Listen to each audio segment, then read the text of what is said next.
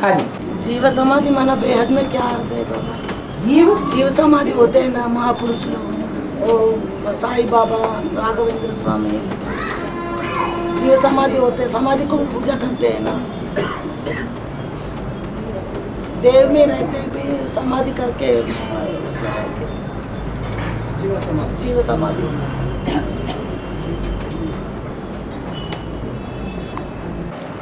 ये जीव समाधि क्या होता है? जीवंत समाधि, जिंदा रहते हुए समाधि। माना जमीन में बैठ जाते हैं और कुंभक चढ़ा के समाधि में अपना शरीर छोड़ देते हैं, नील में चले जाते हैं। वो नील में चला जाना ऐसे है जैसे कोई सुसुप्ति में सो जाता है, स्वप्न भी नहीं याद आता। इससे कोई मुक्ति नहीं हो जाती है आत्मा की। आत्मा जैसे कि अंधकार में चली जाती है। आत्मा की स्मृति भी न रहे तो फायदा क्या हुआ? और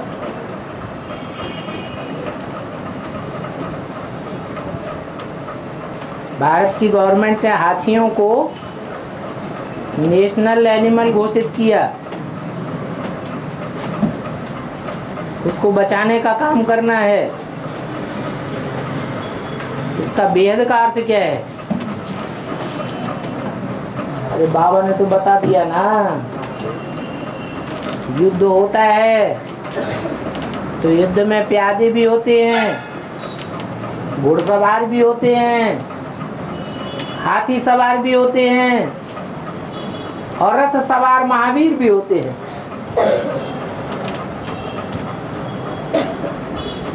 तो जो हाथी की तरह है,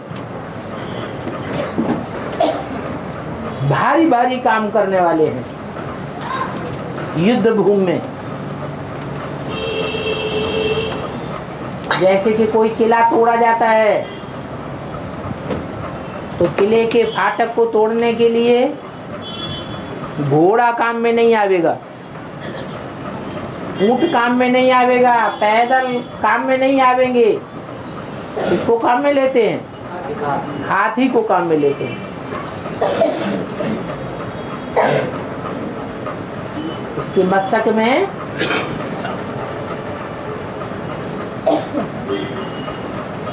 चौड़ा सा फाल लगाते हैं लोहे का, जिसमें कीला ठुके हुए होते हैं। दौड़ता हुआ हाथी मदमस्त होकर के आता है नशे में।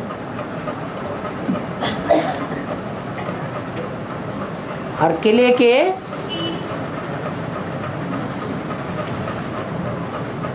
वो जो भारी भारी किवाड़ होते हैं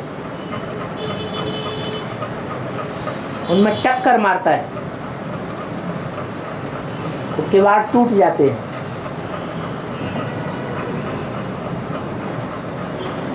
किला का दरवाजा ही टूट जाए तो आधी फतेह तो वही हो जाती है।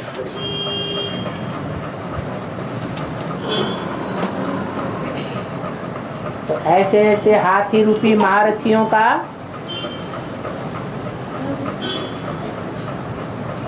विशेष मान होता है।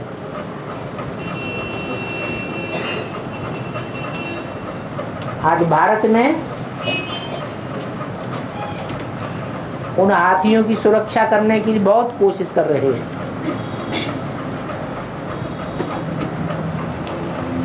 उन हाथियों से तो हड्डी मिलती है, हाथी दांत मिलता है, तो बड़ी कमाई हो जाती है। ये वेद के हाथियों की तो हड्डियां बड़ी मजबूत हैं, हड्डी हड्डी पुरुषार्थ करने वाले हैं।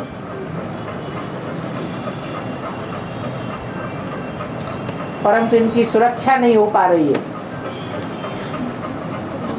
जैसे वहाँ लौकिक गवर्नमेंट में सुरक्षा नहीं है, वैसे अलौकिक गवर्नमेंट में भी कोई सुरक्षा नहीं। यहाँ भी अभियान है, वहाँ भी अभियान चलाया जा रहा है।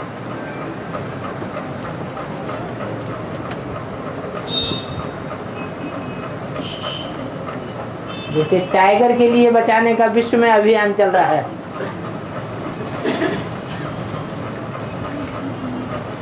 टाइगर की किस्में कम होती जा रही है, संख्या भी कम होती जा रही है। ऐसी हाथियों की भी संख्या कम होती जा रही है, क्योंकि जंगल बहुत काटे जा चुके हैं। तो जंगलों को छोड़ करके, पहाड़ों को छोड़ करके उन्हें मैदान में आना पड़ता है, और मैदान में आने से तो नुकसान बहुत हो जाता है। इसलिए जंगलों की सुरक्षा करना, हाथियों की सुरक्षा करना, टाइगर्स की सुरक्षा करना, ये अभियान चलाया जाता है। और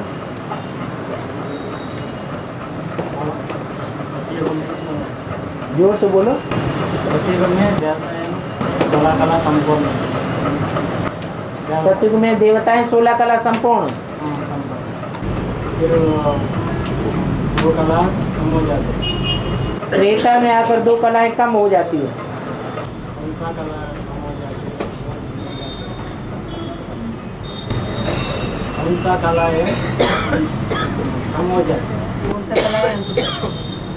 चंद्रमा की 16 कलाएं होती हैं। 1 महीने में धीरे धीरे बढ़ता है रोशनी चंद्रमा की, तो कहते हैं 16 कला संपूर्ण पूर्णमासी हुई। फिर धीरे धीरे चंद्रमा की रोशनी कम होती जाती है, तो कहते हैं 16 कलाएं जो है वो घटती गई धीरे धीरे। ऐसे ही आत्मा की जो रोशनी डिम होती जाती है, उसका नाम है 16 कला संपूर्ण से कलाहीनता की ओर जाना। अलग अलग कला, कोई कलाएं नहीं है कि नृत्य कला, संगीत कला, मकान बनाने की कला, ऐसी कोई बात नहीं। यह आत्मा का शक्ति का मेजरमेंट है 16 कला संपूर्ण।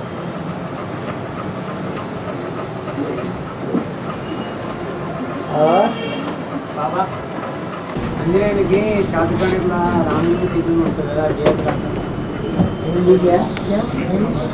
क्या भाई हनुमान को शादी करके राम लक्ष्मण सीता अंदर उसको शादी के अंदर दिखाता है ना, उसका ध्यान का क्या है? मैंने याद रहे ना, हनुमान को सदैव राम सीता की याद रहती है। तो उनके माता पिता है ना, जैसे तो माता पिता की याद रहना तो अच्छी बात है।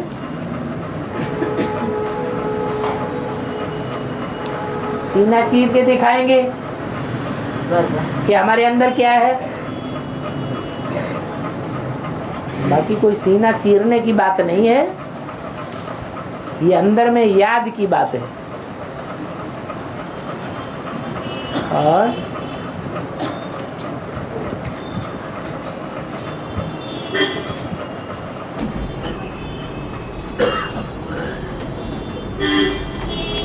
बाबा एक आत्मा भाई का प्रश्न है कि उठते बैठते याद में रहना, काम करते वक्त भी याद में रहना, और वैसे ही भोजन पकाने वक्त में याद में रहना, उसका प्रभाव और अनुभव कैसा मिलेगा? जो भी काम हम करते हैं, उस काम करते समय हमारी स्थिति कैसी है, उस स्थिति का कार्य के ऊपर प्रभाव पड़ता है। अब भोजन बनाना तो बहुत ऊंची चीज है। भोजन हमारे अपने लिए भी बनता है तो दूसरों के लिए भी बनता है। अपने हाथ का बनाया हुआ भोजन, उसमें अपने वाइब्रेशन भरे हुए होंगे। आत्मा सबसे जास्ती अपने को प्यार करती है, स्वयं को प्यार करती है कि दूसरों को प्यार करती है?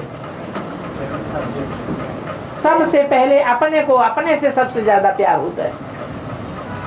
तो भोजन बनाने वाला जब उसकी वृत्ति ही है अपने कल्याण के लिए, तो वो अपना भी कल्याण करता है और साथ साथ उस भोजन से दूसरों का भी कल्याण करता है। वाइब्रेशन बाबा की याद के होंगे तो बाबा की याद के वाइब्रेशन उस भोजन में भी भर जाएंगे। जो भी उसको खाएंगे उनकी वृत्ति भी अच्छी बनेगी। को इन बातों पे विश्वास नहीं होता है तो 4-6 दिन वैश्याओं के यहाँ जाकर के भोजन खा के देख लो, अवस्था खराब हो जाएगी। बाबा की याद से महरूम हो जाएंगे, क्योंकि वैश्याओं के यहाँ तो बेविचारी ही बेविचार चलता है। बुद्धि बेविचारी बनने से बाबा की याद आएगी नहीं।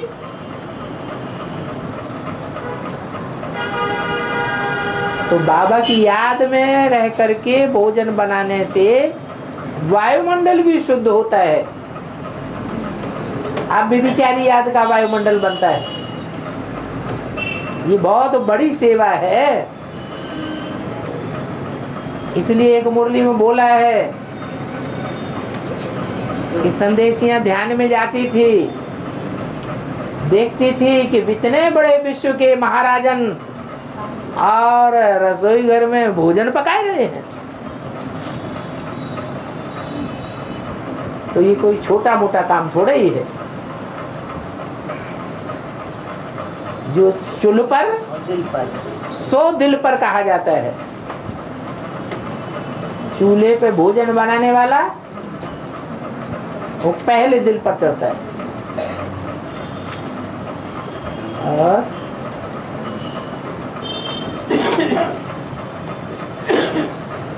बाबा अष्टदेव और नवग्रह में ज्यादा वैल्यूबल कौन है? क्योंकि नवरत्न भी कहते हैं ना। देव सूर्यवंशी हैं, क्योंकि देवता उनको ही कहा जाता है जो पूरे 84 जन्म लेते हैं, 16 कला संपूर्ण बनते हैं। और जो रतन है वो एक दूसरे से कम वैल्यू वाले होते हैं। जैसे हीरा सबसे जास्ती वैल्यू वाला है, उसके बाद जो और रतन है, माणिक है, मोती है, हीरा है, पन्ना है, मूंगा है, ये एक दूसरे से कम कीमत वाले हैं। जैसे कि धर्म नंबरवार आते हैं और नंबरवार उनकी उम्र है। इस संसार में कोई धर्म लंबे टाइम तक टिकता है और कोई धर्म थोड़े टाइम तक टिकता है। जिसमें ज्यादा शक्ति होगी वो ज्यादा समय तक टिकेगा, और जिसमें कम शक्ति होगी वो कम समय तक टिकेगा। सबसे ज्यादा ताकत वाला है सत्य सनातन धर्म, जो डायरेक्ट ज्ञान सूर्य के द्वारा स्थापन किया जाता है। ऐसे ही हर धर्म के प्रणेता हैं, नंबरवार हैं, नंबरवार आते हैं, नंबरवार धर्म स्थापन करते हैं। तो वो रतन हैं, वो हीरे नहीं है सब, और वो नंबरवार रतन है। उन रत्नों में एक होता है नॉन वैल्यूएबल, पुखराज उसे कहते हैं। वो दूसरे रत्नों की कीमत बताने के लिए होता है, 8 के साथ ही डाला जाता है, तब 8 की कीमत गिनी जाती है, तो 9 रत्न कहे जाते हैं। नवग्रह भी कहे जाते हैं। सबसे बड़ा है बृहस्पति ग्रह, फिर नंबरवार ग्रह हैं। सदा काल रहने वाला बृहस्पति है, और ग्रह विनाश काल में टकरा करके खत्म हो जाते हैं। जैसे और धर्म सब टकरा करके विनाश काल में खत्म हो जाएंगे, एक सत्य सनातन धर्म ही रह जाएगा। फिर जब द्वापर शुरू होगा, फिर उनके शुरुआत होती है नंबरवार। ग्रह इसलिए कहा जाता है कि इनका कनेक्शन है। जो सूर्यवंशी अष्टदेव है वो सबके पूर्वज हैं।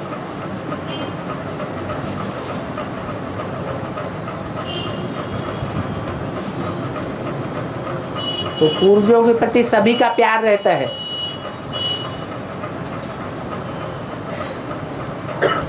पूर्वज का अर्थ है पूर्व में जन्म लेने वाला, सबसे पहले जन्म लेने वाला। हर धर्म की चुनी हुई श्रेष्ठ आत्माएं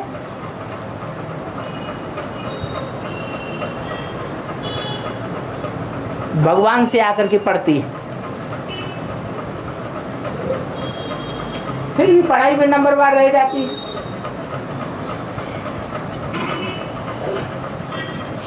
तो जो नंबरवार अष्टदेव है उनमें थोड़ा थोड़ा अंतर है फिनिशिंग का।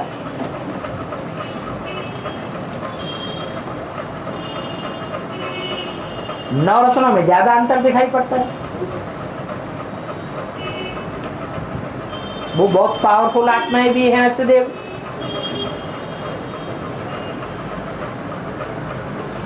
क्योंकि अन्य अन्य धर्मों के बीज रूप है। बीज में सबसे जास्ती ताकत होती है।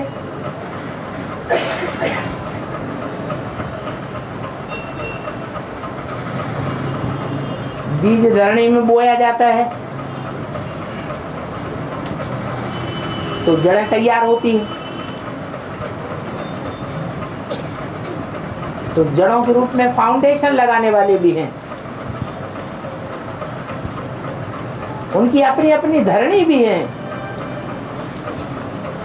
वो जड़ें भी चैतन्य है, धरणी भी चैतन्य है, बीज भी चैतन्य है। तो जैसे कि माँ बाप और बच्चा मिलकर के परिवार बनता है, ग्रह बनता है, ऐसे एक एक ग्रह बन जाता है। उन्हें ग्रह नक्षत्र भी कहते हैं।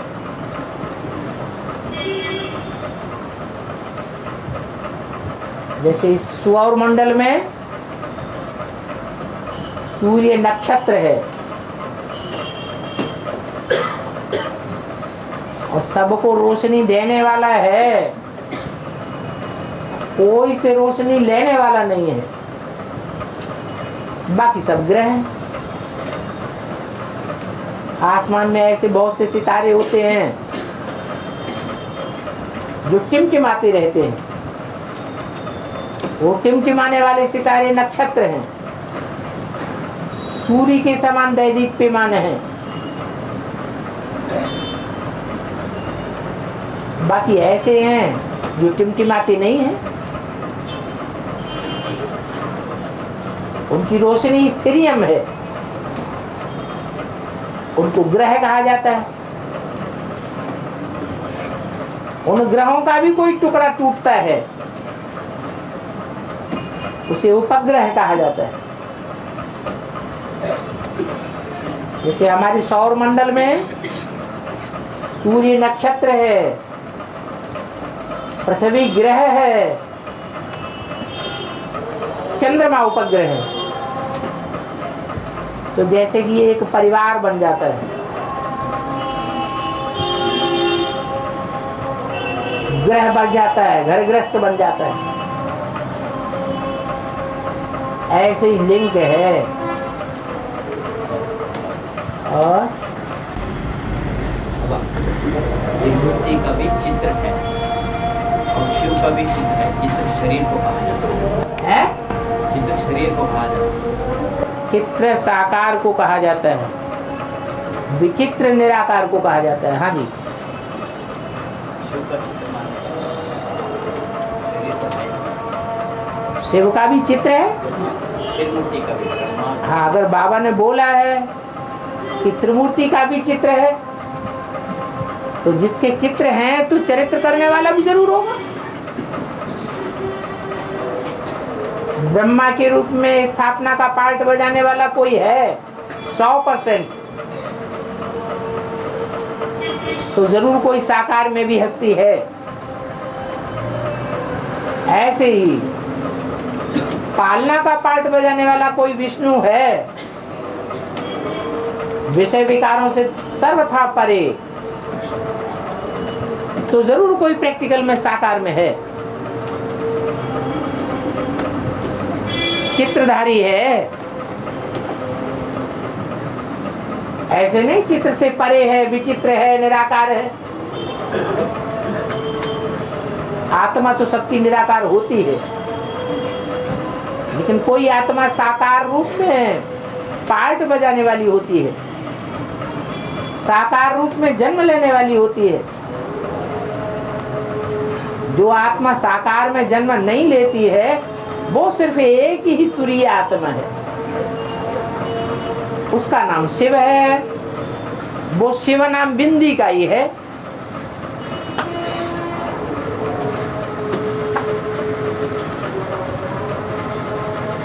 मुरली में अगर कहीं बोला गया है कि शिव का चित्र भी है, तो उसका अर्थ यही है कि वो शिव साकार रूप धारण करता है, उसे चित्र कहेंगे। और बाबा प्रजापिता सब धर्मों का पिता है। प्रजापिता सब धर्मों का पिता है। हाँ, और जब बाप प्रवेश होने के बाद जो वाणी बोलते हैं वो हिंदी में ही क्यों बोलते हैं, उनके भाई का प्रश्न है। हिंदी एक ऐसी भाषा है जिसमें सभी भाषाओं के शब्द समाये हुए हैं।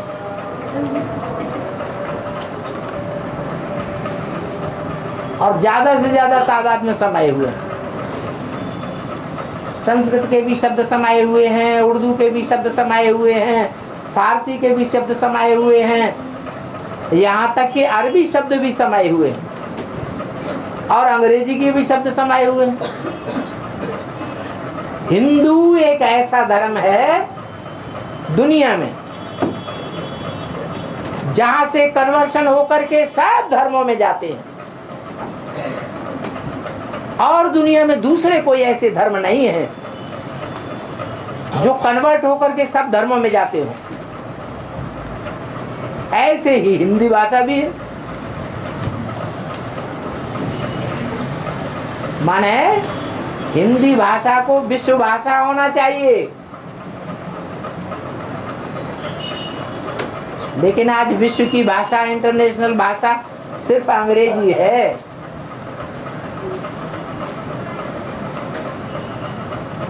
नहीं तो हिंदी को विश्व की भाषा होनी चाहिए। और हाँ, वैष्णवी देवी कन्या है बाबा, शिव बाबा कैसा प्रवेश करेगा? वैष्णवी देवी में शिव बाबा कैसे प्रवेश करेगा? विष्णु देवता पवित्र है या अपवित्र है? तो पवित्र में शिव बाबा प्रवेश करेगा? है?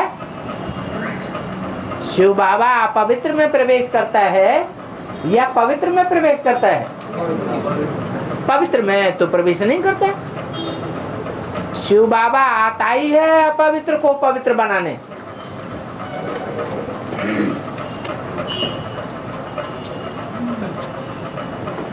और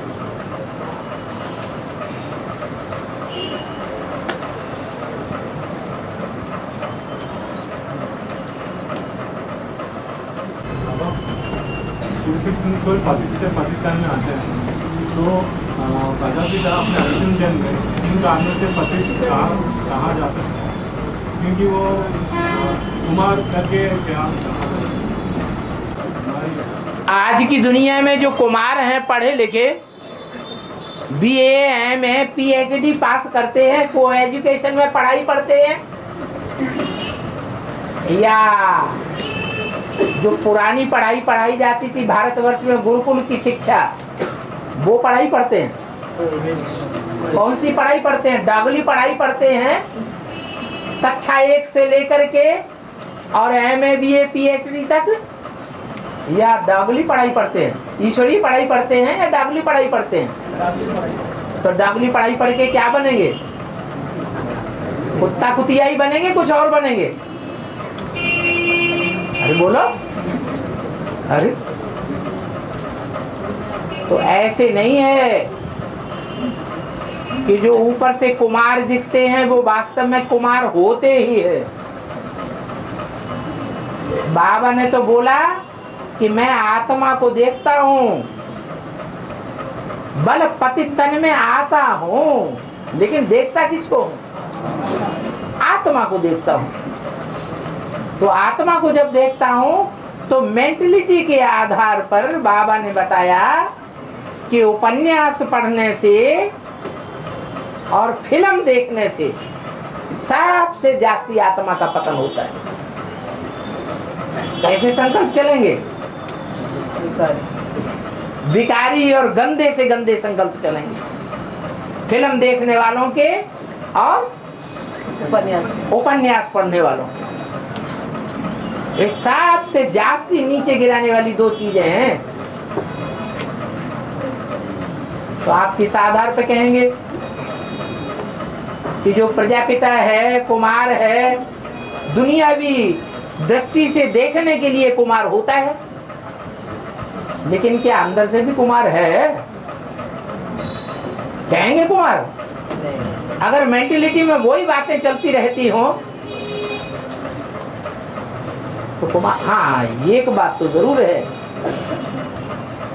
जो किसी विचारक ने ही बोली है कि कुमार की 9,999 चिंताएं, और जो गृहस्थी गिरिहस्थी भिकारी माने जाते हैं उनकी गृहस्थी की 9,999 चिंताएं और कुमार की एक चिंता, ये बराबर हो जाती है।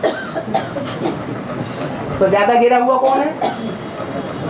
कुमार ही तो ज्यादा गिरे हुए। और हाँ, ये जरूर है, कुमार अगर उस प्रवृत्ति को, उस वृत्ति को कंट्रोल कर लें, दुष्ट संकल्प को कंट्रोल कर लें, तो बाबा ने वाला बोला कुमार जो चाहे सो कर सकते हैं।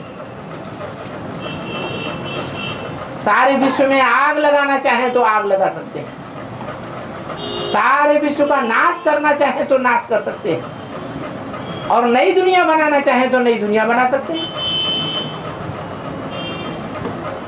जो चाहे सो कर सकते हैं। ये वरदान अदर कुमारों को नहीं मिला हुआ है, अदर कुमारियों को नहीं मिला हुआ है, कुमारियों को नहीं मिला हुआ।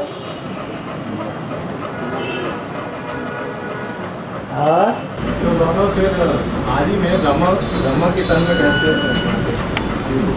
ये तो आप कह रहे हैं कि ब्रह्मा के तन में आदि में आया। आदि ज्ञान से आता है। आपने कहा, ये ज्ञान मुरली थोड़ी ही कहती है कि मैं ब्रह्मा दादा लेकर आज ब्रह्मा के तन में पहले आता हूँ। ये तो आपको पढ़ाई गई है मनुष्य गुरुओं के द्वारा। लेकिन मुरली में तो क्या बोला गया है? मुरली में तो यही बोला गया है, ऐसे ऐसे अच्छे अच्छे बच्चे थे जो मम्मा बाबा को डायरेक्शन देते थे, उनमें शिव बाबा प्रवेश करके वाणी चलाते थे। मम्मा बाबा उनसे बैठ पढ़ते थे, सीखते थे।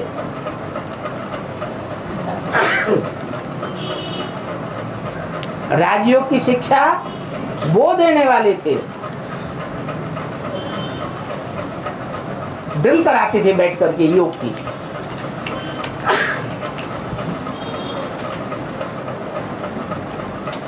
एक माता जी का प्रश्न है, कोई के भी बूढ़े माता पिता शरीर छोड़ देते हैं और साल साल में उनको पिंडदान करते हैं, अर्थात पिंडदान मनाते हैं। उस दिन भाई के घर में क्या खाना खा सकते हैं? पिंडदान मनाते हैं या श्राद्ध करते हैं माता पिता का, तो उनके घर में जाकर खाना खा सकते हैं या नहीं?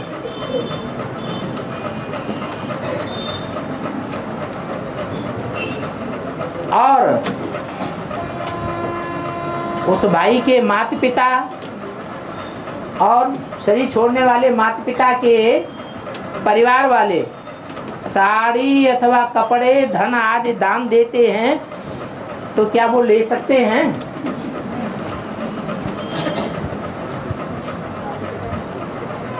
बोलो, लेने में हर्जा है या नहीं हर्जा है? खाना खा सकते हैं उनके यहाँ, नहीं खा सकते हैं? जो पिंडदान देते हैं, श्राद्ध करते हैं, उनके घर में खाना खा सकते हैं या नहीं खा सकते हैं? क्यों नहीं खा सकते? ज्ञान में चलते हैं वो है, ज्ञान में चलते हैं भाई है? वो आपको नहीं बताते,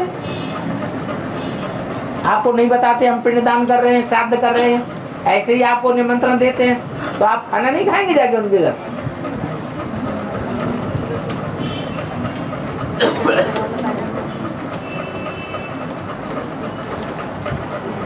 माताएं क्या कह रही है? बाबा ने तो कहा लौकिक परिवार वालों के साथ तोड़ निभानी है।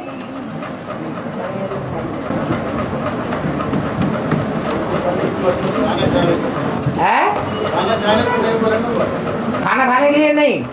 अच्छा, धन वगैरह ले ले उनसे, साड़ियाँ बाड़ियाँ देते हैं तो ले ले।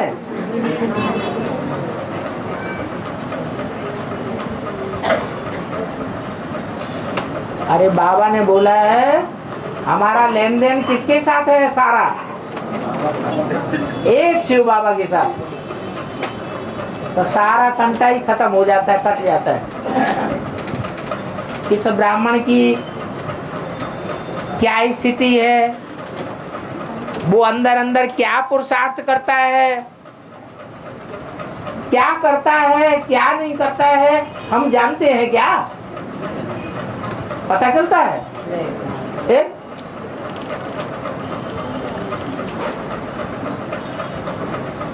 इसलिए जितना हम अपने को सेफ रखें उतना ज्यादा अच्छा है।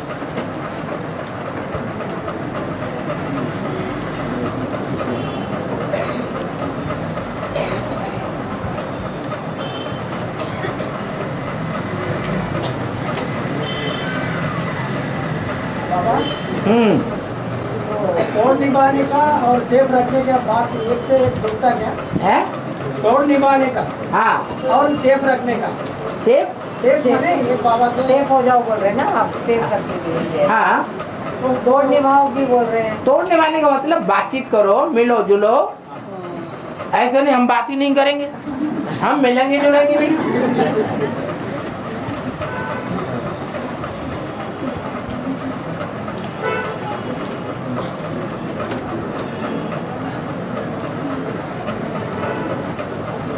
सतयुग में 8 जन्म होते हैं, त्रेता में 12 जन्म होते हैं, तो एक युग का 1250 वर्ष है। सतयुग में एक व्यक्ति का 150 वर्ष आयु होती है, तो टोटल 1250 वर्ष हो रहे हैं।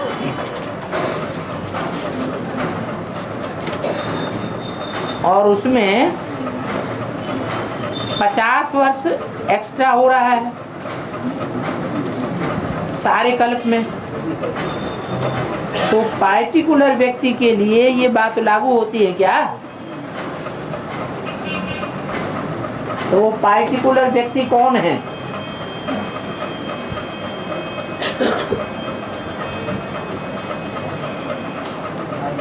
ये 50 वर्ष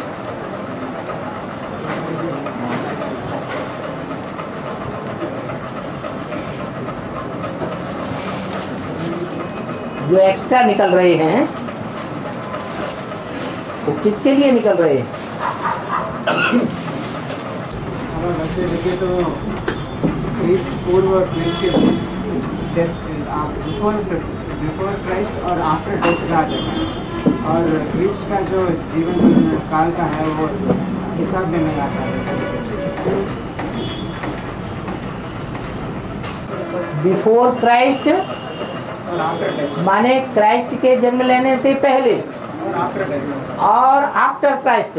आफ्टर डेथ आफ्टर वही क्राइस्ट आफ्टर क्राइस्ट माने क्राइस्ट के शरीर छोड़ने के बाद। पहली बात तो यह है कि क्राइस्ट का असली जन्म कब हुआ ये भी पता नहीं है, सिर्फ कहते हैं। हिसाब तो उनके तो कहने में और प्रैक्टिकल में अंतर पड़ जाता है।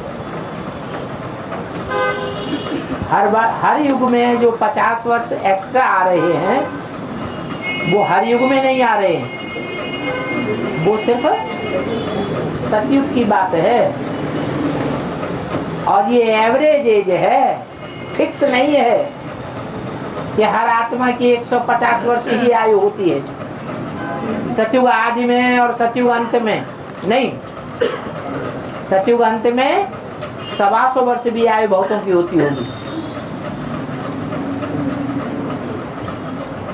हो सकता है सतयुग आदि में बहुत सी आत्माएं ऐसी हो जिनकी 150 वर्ष से ज्यादा की आयु हो गई हो।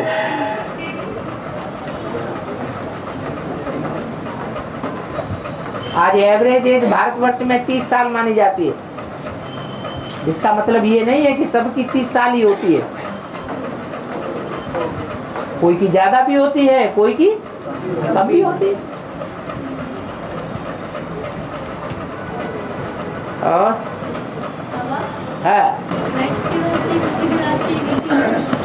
हाँ, क्राइस्ट और कृष्ण की राशि मिलाते हैं। हाँ है, क्राइस्ट का जन्म भी मालूम होता है। हाँ तो दोनों की राशि मिलाते हैं ना, तो हाँ पता चलता है वो। हाँ तो क्या पूछ रहे? तो पता चलता है ना क्राइस्ट कब पैदा हुआ है, इसलिए कोई एक टाइम पे पैसा पैदा होता है तभी राशि थोड़ी मिलती है। ये कोई जरूरी थोड़ी है कि एक टाइम पर पैदा हो, उसी वर्ष में पैदा हो, उसी युग में पैदा हो तब ही राशि मिलेगी। जन्म कब जब थोड़ी पता। हाँ जी,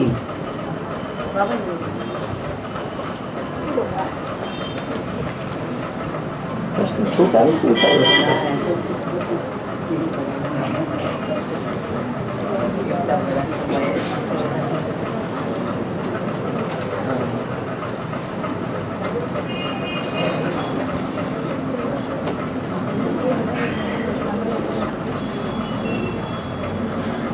सब बाप को याद करते हैं पर प्राप्ति में फर्क पड़ जाता है।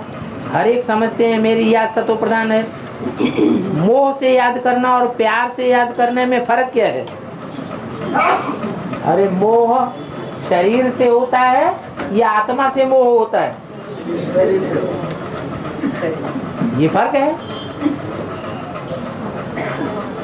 मोह काम क्रोध लोभ मोह अहंकार की पैदाइश ही किससे होती है? शरीर से, देह भाव से।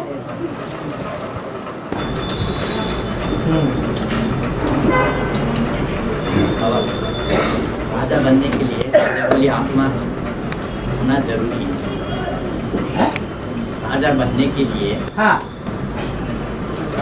राज वाली आत्मा होना जरूरी है। आदि वाली आत्मा होना जरूरी है। इंजीनियर बनने के लिए इंजीनियर जैसा चाहिए, ऐसा राजा बनने के लिए राजा वाली आत्मा चाहिए। हाँ हाँ। तो राम को विश्व का महाराज, राम वाली आत्मा को विश्व का महाराज बना था। हाँ निराकार तो विश्व का महाराज है ही नहीं। हाँ। वो विश्व का महाराज कैसा विश्व का महाराज है, कैसे बनता है? शिव तो नहीं बनते ना। हाँ, राजा कैसे बनता? राम। हाँ माने राम वाली आत्मा जो है विश्व का महाराजा कैसे बन जाती है? क्या वो विश्व का महाराजा बनती है वास्तव में? अरे बेताज बादशाह है या ताज वाला बादशाह है? बेटा। तो प्यार की बात है, स्नेह का सौदा है, प्यार का सौदा है। प्यार के आधार पर विश्व की बादशाही है, वो बादशाही नहीं है जिसे हिटलर, नेपोलियन और मुसोलिनी ने जो विश्व की बादशाही लेनी चाहिए, जबरियन जबरदस्ती हमला करके, हिंसा करके, ऐसी कोई बादशाही नहीं ली है। शिव बाबा प्यार का सागर है, तो प्यार के आधार पर दिलों को जीतता है या हिंसा के आधार पर जीतता है? प्यार के आधार पर जीतता है। और बाबा पीछे नहीं पड़े थे भाई, पीछे नहीं पड़े थे ये हाँ।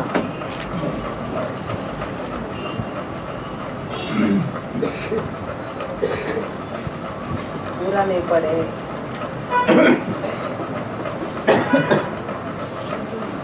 बाबा ऐसे भी हो सकता है क्या कि बाप को सारा तन मन धन अर्पण करें, फिर भी मन पूरा अर्पण नहीं होता है? क्यों? जब कहा जाता है जहां हमारा धन होगा वहां हमारा मन होगा, और कहा जाता है जहां हमारा धन होगा, जहां हमारा तन होगा, वहां हमारा मन होगा। फिर अगर किसी ने अपना पूरा धन दे दिया और तन भी अर्पण कर दिया ईश्वरीय सेवा में, तो फिर दोनों चीजें जब दे दी तो मन अर्पण हो जाना चाहिए कि नहीं होना चाहिए? फिर मन पूरा अर्पण क्यों नहीं हो पाता? क्या सब एक जैसा तन अर्पण करते हैं? कोई तो ऐसे भी हैं लिख करके दे देंगे तन तेरा, अब जब कहा जाए लाओ, हमको ये बीमारी, हमको वे बीमारी, हमको ऐसा है, हमको वैसा है, दुनिया भर के वो बहानेबाजियां बना देंगे। धन के लिए भी हमने बैंक में डाला हुआ है, उसका 10 साल का ब्याज अभी पूरा नहीं होना है, हमने उसमें जो इंश्योरेंस कंपनी में डाला हुआ है उसका टाइम अभी पूरा नहीं हुआ है, मकान बेचने के लिए डाला हुआ है। 20 बातें इस तरह की बताते हैं, या तो बहानेबाजी कर देते हैं या तो क्रोध से देते हैं, प्यार से अर्पण नहीं करते। मन कब होगा? जब सतो प्रधान दान होगा तन का और धन का, तब मन अर्पण पूरा होगा, या तमो प्रधान और रजो प्रधान दान होगा तो अर्पण होगा। दान भी देखा जाता है, तन किस रूप में दान किया, धन किस रूप में दान किया। मजबूरी में तो नहीं कर दिया है।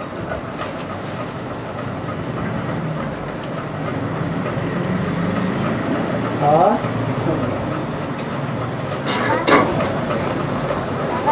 बाबा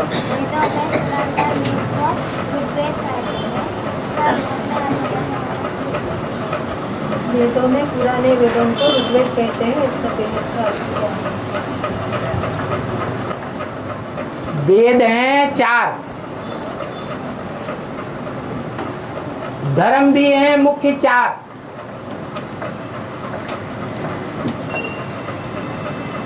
जैसे 4 धर्म है, सत्य सनातन धर्म जिसे देवता धर्म कहते हैं, फिर इस्लाम, बौद्ध, क्रिश्चियन, ऐसे वेद हैं 4।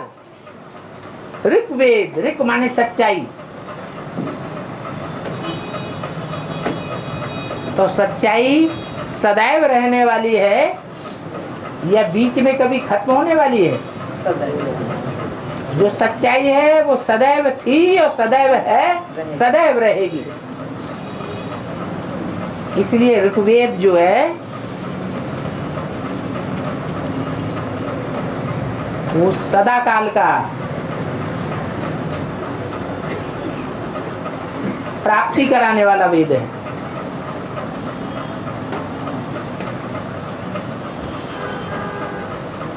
और वेदों की इतनी महिमा नहीं है। उसी तरह सृष्टि की 4 बीज रूप आत्माएं हैं मुख्य। सनत, सनातन, सनंदन, सनत कुमार। जो सनत हैं वो ज्ञान के आधार पर सबसे बड़े माने जाते हैं।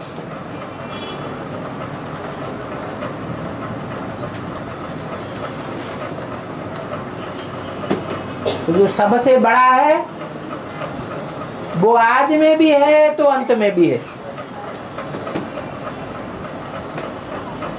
जो बाद में आने वाले हैं वो सदा काल रहने वाले नहीं है।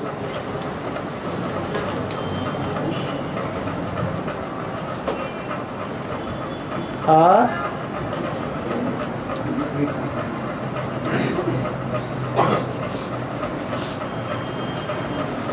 बाबा कहते हैं किसी को दुख देना नहीं है, दुख लेना नहीं है।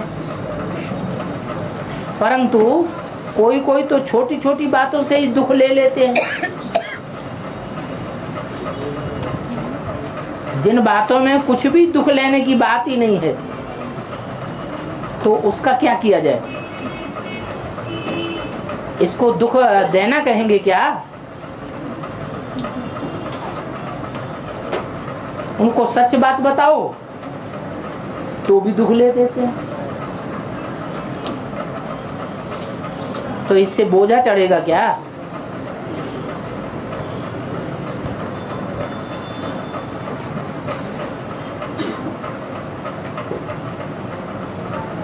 छोटी बात है और छोटी बात को कोई बड़ा करके ले लेता है।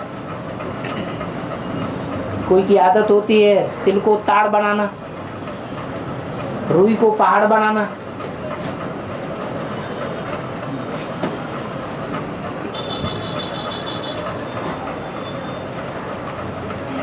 लेकिन रुई तो है, तो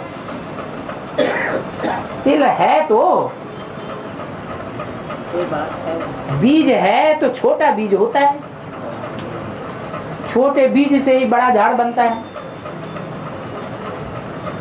तो वो भी नहीं होना चाहिए। दूसरे की भावनाओं का ख्याल रख के बोलना अच्छी बात है ना। इसलिए तो बाबा ने बोला कम बोलो, धीरे बोलो, मीठा बोलो। कोई छोटी सी भी दुख देने की बात है तो उसको बोलने का ढंग ऐसा हो कि मीठे से मीठे तरीके से बोल दो जो उसकी हंसी छूट जाए, सुनने वाले को दुख दुख न लगे। थोड़ा दुख दिया, यह दुख लेने वाले ने दुख भले लिया, उसने तो श्रीमत के अनुकूल नहीं किया। बाबा तो कहते हैं दुख लेना नहीं है, उसमें इतनी कैपेसिटी नहीं है कि कोई दुख दे और दुख महसूस न करे। दुख लेने की आदत, दुखी होने की आदत है जन्म जन्मांतर की। तमो प्रधान आत्मा होती है, थोड़ी सी बात में ही दुखी हो जाती है। तामसी आत्मा दुख देना और दुख लेना यही उसका धंधा है। छोटी छोटी सी बात में उद्वेग को प्राप्त हो जाना, दूसरों को उद्वेग पैदा कर देना, ये तमो प्रधान आत्मा का धंधा है। लेकिन सतो प्रधान आत्मा का धंधा ये है कि जो भी बोले सोच समझ के बोले। जानते तो हैं ये आत्मा इस तरह की है, छोटी बातों को बड़ा बनाती है, तो अपनी उंगली बचाना चाहिए ना। हमारा थोड़ा सा वाक्य, छोटा सा वाक्य भी उसको उद्वेलित कर देता है, वाइब्रेशन खराब करेगा, दूसरों की डिसर्विस करने लग पड़ेगा। तो कुछ न कुछ चैप लगेगा तो हमको भी।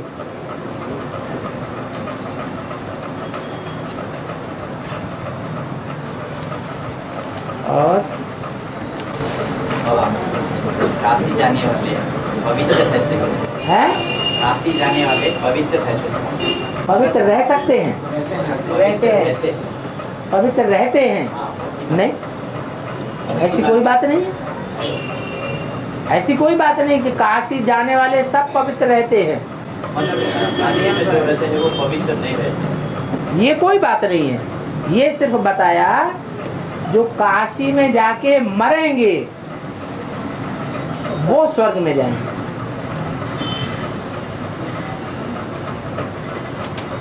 जाने मात्र से पवित्र नहीं हो जाते हैं कोई, काशी में जाकर के भी मरने का पुरुषार्थ करना पड़ता है। जाने वाले पवित्र रहते हैं। काशी में जो जाते हैं वो कोई पवित्र नहीं रहते हैं। ये कोई जरूरी नहीं कि जो काशी में जाते हैं वो पवित्र रहते ही। नियम तो ऐसा है, ये कोई नियम नहीं है, क्योंकि मरने के लिए जाने पर मरने के लिए जा रहे हैं तो जरूर पवित्र रहकर ही जाना पड़ेगा ना। माने जाने मात्र से ही उसी क्षण से पवित्र हो जाएंगे। पर यात्रा में तो नहीं। अरे पुरुषार्थ करना पड़ेगा कि नहीं करना। हाँ, माहौल उनको अच्छा मिलेगा, तो अच्छे माहौल में ये संभावना ज्यादा है कि वो अपन को जीते जी मार सके, नष्ट हुआ जल्दी बन सके। हाँ हाँ, कलयुग से उत्तम होते हुए भी हमें हम सती का जो प्रैक्टिस है, सती सती सर सती सती का जो प्रैक्टिस नियम था, सती का नियम बताना होगा। सती प्रथा, हाँ। सती प्रथा। हाँ वो हिंदू धर्म में ही क्यों दिखाई देता है? हाँ, सती का सिर्फ हिंदू धर्म में ही क्यों दिखाई देता है? दूसरे धर्म तो सब अपवित्र हैं हिंदू धर्म के मुकाबले। यानी स्त्री को समानता क्यों नहीं दिया गया? माने अभी दुनिया में स्त्री को ज्यादा समानता दी जा रही है आपके हिसाब से? ये समानता नहीं है। द्वापर युग से कलयुग से द्वापर युग तो उत्तम ही है ना। हाँ, द्वापर उत्तम है, तो उसी समय क्योंकि वहाँ प्योरिटी को ज्यादा महत्व दिया जाता था भारतवर्ष में। अभी विदेशी सभ्यता का प्रभाव पड़ गया, इसलिए उतना महत्व नहीं है स्त्रियों की पवित्रता के ऊपर। वहाँ तो स्त्री अपनी इच्छा से करती थी, हाँ। वो नियम कर दिए। हाँ, जब कलयुग आया तो कलयुग तो तमो प्रधान युग है ना, तो हर काम जबरदस्ती भी कराया जाता है, वो जबरदस्ती ही तमो प्रधानता है। स्वेच्छा से कोई पवित्र रहे ये अच्छी बात है, जबरियन उसको पवित्र रखा जाए ये ठीक बात नहीं है। जोर जबरदस्ती करना ये मुसलमान धर्म की बात है। कोई भी धर्म की धारणा स्वेच्छा से ही होनी चाहिए। धर्म के मामले में, धारणा के मामले में जोर जबरदस्ती ये अच्छा धर्म नहीं है, अच्छी धारणा नहीं है।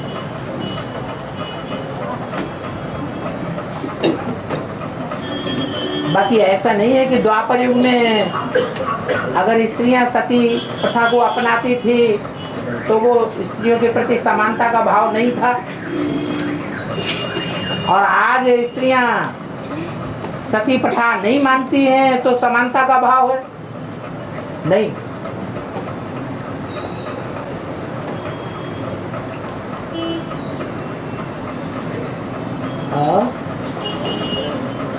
बाबा एक भाई का प्रश्न है, और जो अपने जगह है बाबा चाहते हैं कि बाबा इसे दोबारा बंद करना चाहिए। माउंट आबू में अलग जगह जो बना है सभी बाबा के पास, बाबा के द्वारा ही बनाने मूल बात है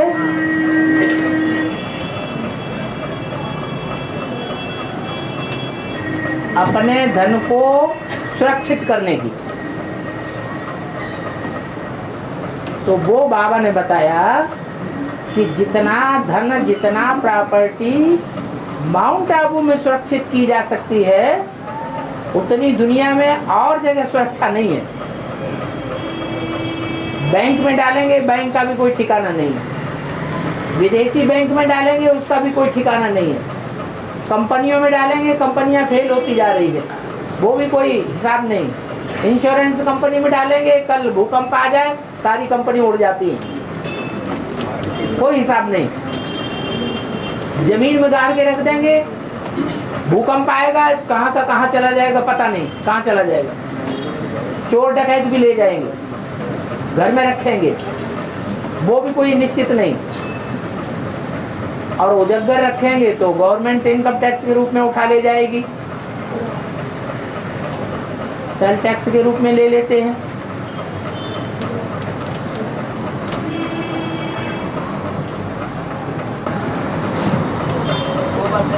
हाँ, बाबा के द्वारा ही करना चाह रहे हैं, मकान बनाना चाह रहे हैं तो बाबा के द्वारा। माने बाबा बैठ करके तुम्हारा मकान बनाए वहाँ। हाँ, मधुबन जो बना रहा था, हाँ, सब एक बड़ा बच्चों सभी का आपके द्वारा बनाना चाह रहे हैं। सभी का स्थान जो है वो सब मिलके, हाँ, बड़ा हॉल है, बड़ा घर। बाबा की चिंता मत करो, अपनी चिंता करो, अपने अपने धन की चिंता करो। बाबा को जब बनाना होगा तो बना लेंगे। और शहरों में जो बनते जा रहे हैं, उसकी बाबा को चिंता है क्या? चिंता करने की बात ही नहीं। जब टाइम आता है तो बन के खड़ा हो जाता है। जिनकी समस्या ये है कि हम अपने धन को कहाँ डालें, उस समस्या का निदान बताया कि वो धन दिन दूना रात चौगुना माउंट आबू में डालेंगे तो बढ़ता रहेगा।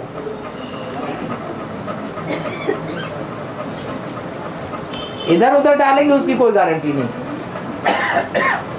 धंधे दोरी में डालेंगे, धंधे दोरी की कोई गारंटी नहीं। सब धंधों में नुकसान होने वाला है, हो रहा है। सारे कल कारखाने बंद हो रहे हैं। सच्चाई से दुकान चलाने वाला दुकान चला ही नहीं सकता। धंधा करने वाला सच्चाई से चल ही नहीं पाता। दुनिया में झूठों का बोलबाला होता जा रहा है। बाबा के बच्चे तो भोले भाले हैं, सच्चे हैं।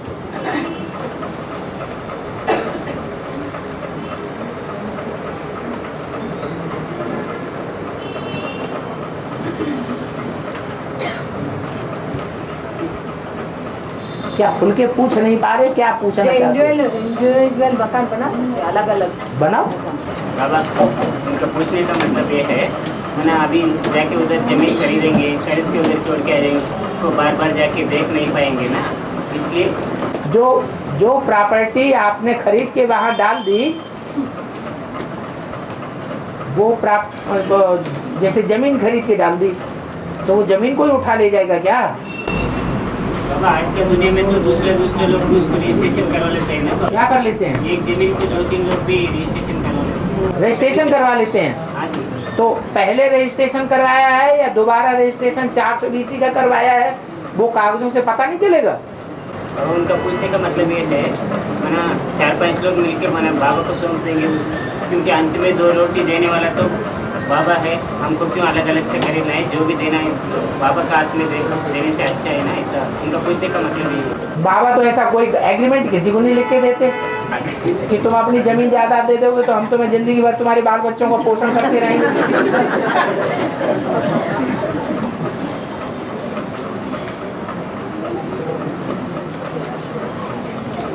और ये की सेवा के लिए देना चाहते हैं तो वो भी हमेशा के लिए नहीं लेंगे। बाबा को किसी की प्रॉपर्टी का क्या करना कि 99 साल के लिए आपसे लिखवा ले लीज एग्रीमेंट। बाबा को अगर ईश्वरीय सेवा में लगाने के लिए देना है तो भी बाबा 10-11 साल से ज्यादा का नहीं लेंगे।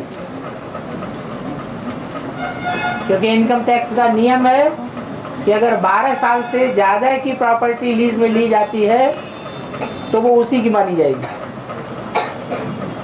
इनकम टैक्स ठोक देंगे।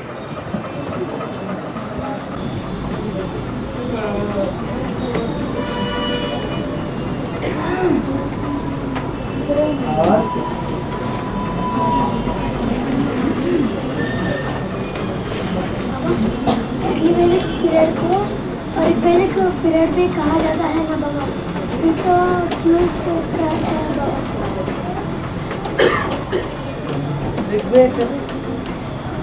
अर्ली वैदिक पीरियड को अर्ली वैदिक पीरियड को वैदिक पीरियड क्यों कहा जाता है? ऋग्वेद अर्ली वैदिक पीरियड को ऋग्वेद क्यों बताया जाता है? अर्ली वैदिक पीरियड है क्या? क्या अर्ली वैदिक पीरियड रखा है? अर्ली वैदिक पीरियड नहीं है। अरे इतिहास में इसने पढ़ा होगा वैदिक काल। वैदिक काल की कोई हिस्ट्री नहीं है लोगों के पास। वो तो समझते हैं हजारों लाखों साल पहले पुराने टाइम पर लिखे गए हैं वेद। ऐसा थोड़ा ही है, वेद तो लिखे गए ही हैं 2,500 साल के अंदर। सत्युग त्रेता का हिस्ट्री नहीं है। हाँ, सत्युग त्रेता की कोई हिस्ट्री है ही नहीं किसी के पास। हिस्ट्री उसे कहा जाता है जिसका प्रूफ और प्रमाण मिले।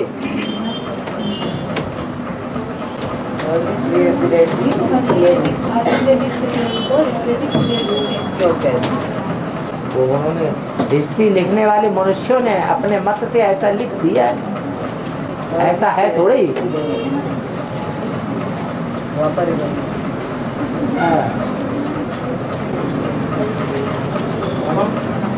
सिर्फ भारत देश में ही दिखाई देता है, नहीं तो पूरे देशों में सचिव सिर्फ भारत देश में ही दिखाई देता है, नहीं तो दूसरे देशों में भी दिखाई देता है। अरे सत्युग त्रेता जब वो चलता है तो भारत में ही स्वर्ग होता है। दूसरे देश पहले भी समुद्र से ऊपर नहीं थे, और अभी विनाश होगा तब भी समुद्र के अंदर समा जाएंगे। दूसरे धर्म भी नहीं थे तो दूसरे देश भी नहीं थे। धर्म खंड भी नहीं होते हैं तो धर्म भी नहीं होते हैं। भारत देश ही होता है। भारत में भी उत्तर की तरफ। हाँ जी, भारत में भी दक्षिण भारत नहीं होता है, उत्तर भारत ही रहता है। भारत का छोटा हिस्सा ही होता है।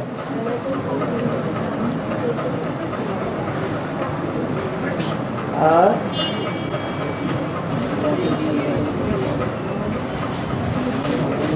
ओ